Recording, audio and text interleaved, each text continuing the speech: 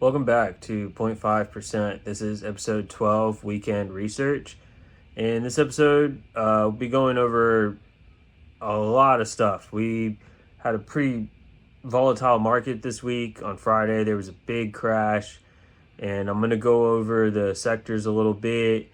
I'm going to talk about why I got out of the ETFs that I've been holding since the beginning of my investing. At the very end, I'd like to do one small 15-minute part on the crypto avalanche. And then, we'll just look into some questions about what tariffs have done in the past, what inflation has done in the past, and hopefully we'll prepare ourselves for the upcoming week. So thank you for watching.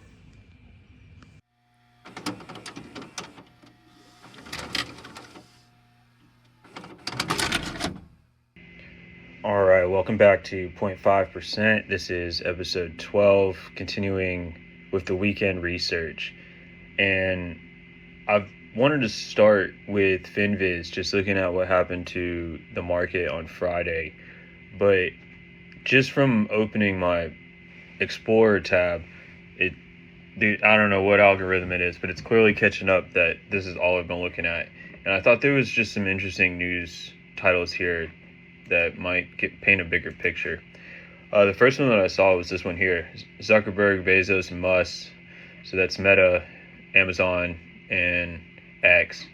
$23 billion losses after Trump's tariffs. And this one over here, Jaguar Land Rover halts U.S. shipments over Trump's new trade tariffs. Right below it, 12 or top 5 advantages of owning physical gold. So if you weren't paying attention to the market on Friday, let me pull that up. It was a bloodbath. You can see the market. So out of the entire market, let's see what was green. Which one is this? Oh, come on, get rid of the ads. Here we go. So somehow Nike was up, which doesn't make any sense to me because all of their shoes come from China. I think it got slaughtered the day before, though. So it might have... I guess we can just take a look. How do I open it? There we go. Yeah, so it even had a gap down, I think, right when they were first doing them. It was one of the first to get hit with Trump's initial tariffs on China, if I'm not mistaken. So it's just barely trying to get back into this downward channel that I was in. So Nike was already going down and then plummeted, and now it's just trying to get back up to its previous low. Seems like the worst situation to be in if you were trying to trade it, but I'm not. So let's go back to the market. What did I trade on Friday? I continued with the Nugget and Dust gold ETFs. So Dust is the inverse, and my trading day did not look this bad. So I guess that's the advantage of maybe trading within gold, but then also trading inverse portfolios, maybe not necessarily leveraged, but portfolios that are shorting the market when the market is going down. I'm not trying to catch the bottom and wait for it to come back up. I'm just going to make money on the way down and then make money hopefully when it's coming back up. So where did I want to start? I wanted to start with the NASDAQ, and I don't know why I can't click on that here. So what I did was I pulled up QQQ, which is an ETF that I've held the longest since I've started investing. It just tracks the NASDAQ, and the reason I chose the NASDAQ is because it's more heavily influenced by tech. It's typically always outperforming the S&P 500 or the Dow. There's just more growth there, but it is also way more volatile. So like right now, you can just see this plummet it's gone through from $540 a share all the way down to $422.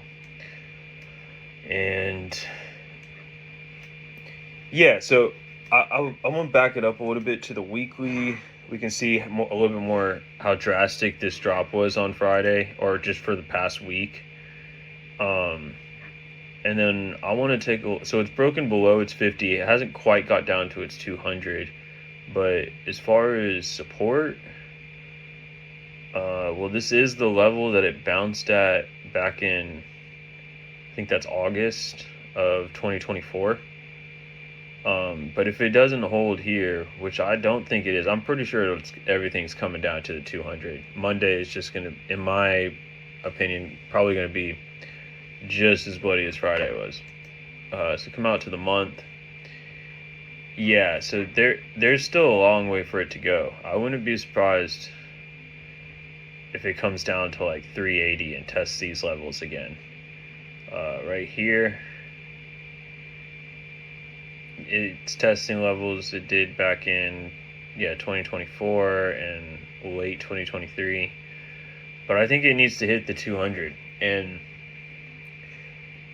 like that just in general has to happen. I've been thinking about it's crazy how the market's responding to Trump's tariffs and stuff, but whether it was the tariffs that initiated it or not, the market needed to do this. There would have had to have been some other catalyst, some other president doing some other thing that had people worried.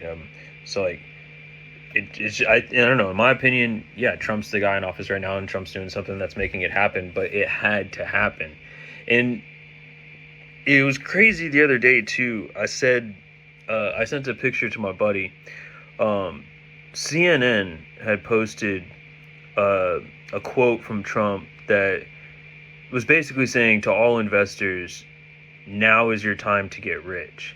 And he's not lying. Everybody's panicking when this is dropping, but if you look at how it's happened historically, this is your only opportunity to make the next biggest swing for possibly 4 or 5 years, probably Trump's entire presidency. So I was kind of concerned right on Wednesday that things were going to keep going down. So I actually pulled all my ETFs, which has been a saving grace. I don't think I would have even had enough to keep day trading if I hadn't have pulled them, because on Friday, I think the whole market was down 5%. So that would have been 5% of my whole trading portfolio, which is I don't know, too much. I wouldn't have had enough to put back into my account to just passively wait for those to come back up again. So I'm really grateful that I took those out, and I'll do maybe one of these reviews on ETFs in particular, and I'm going to show y'all which ETFs I pulled out of, why I did that, and when I'm going to go back into them. But I am still holding one. I was I wanted to see what the effect was. I have, I think, 4 primary ETFs I like to hold that are SOX, QQQ, ARKW, which is an innovation and internet ETF, and then I forget what the other one is, but it's not as much holdings. It's like a AI and robotics. I did like AI chat GPT question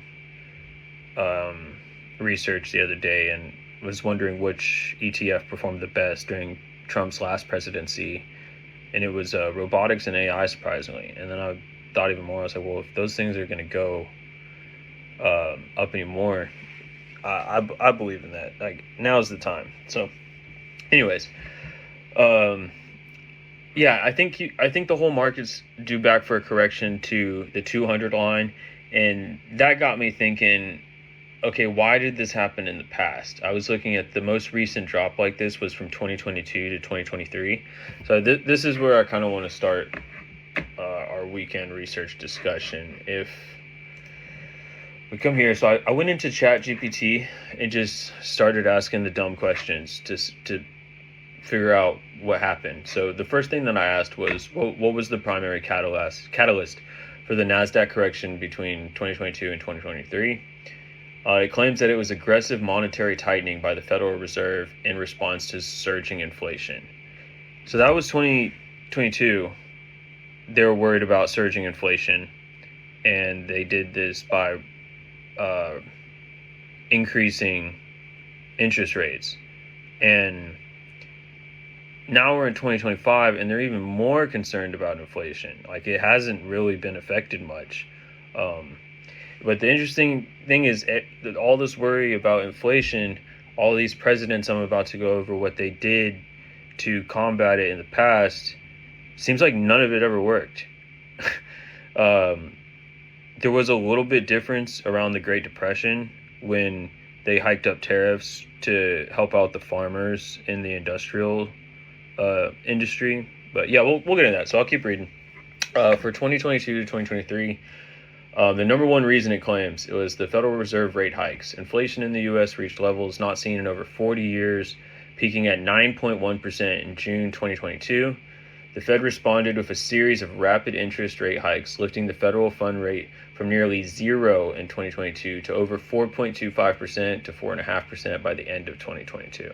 The higher interest rates reduced the present value of future earnings, which disproportionately affects tech and growth stocks, i.e. the NASDAQ. And number two, valuation compression in tech. Many NASDAQ companies, especially, were high valued post-COVID. I remember that. I think I said that in like episode 1 or 2. Like, I had a super biased view of trading because when I started, it was right around COVID and things were just going to the moon. So I was like, oh, this is how it works. Why isn't everybody doing this? And then, of course, the crash. So as rates rose, investors rotated away from speculative, long-duration growth plays into more defensive and value-oriented sectors. The ones that took the sharp declines are Meta, Amazon, Tesla, and Netflix.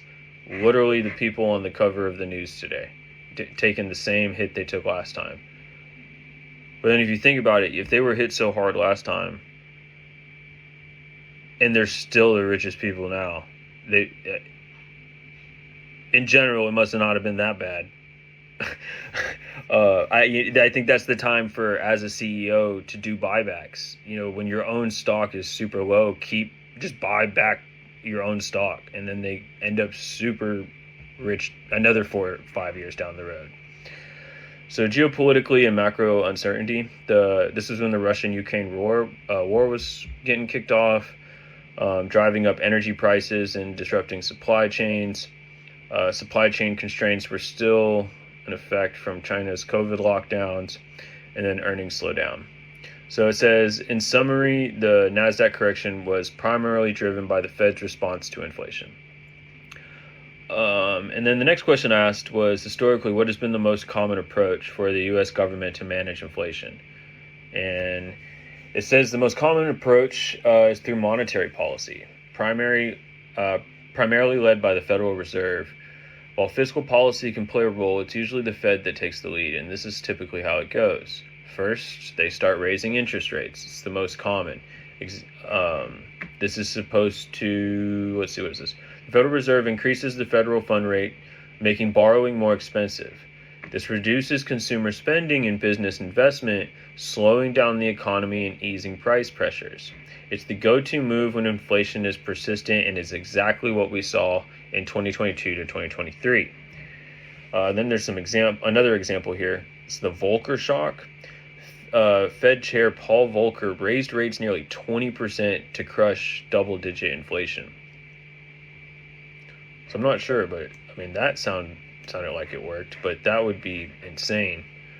I guess what Trump's doing is just as insane. He's increasing. Oh no, that's interest rates. Never mind. Trump's doing the tariffs. We'll get there.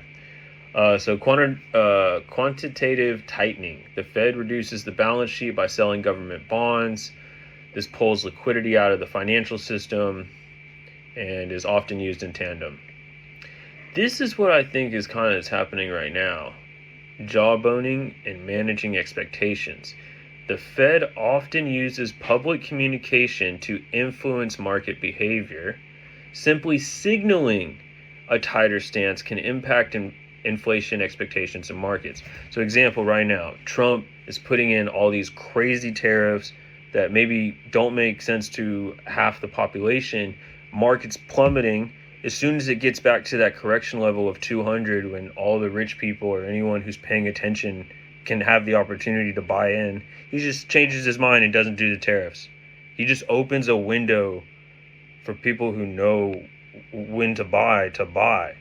And whether it's a scare tactic or whether it's real, like he did these tariffs during his first presidency, and I don't know the result of that. Maybe I'll ask some more questions about that, but it talks about it further when I scroll down.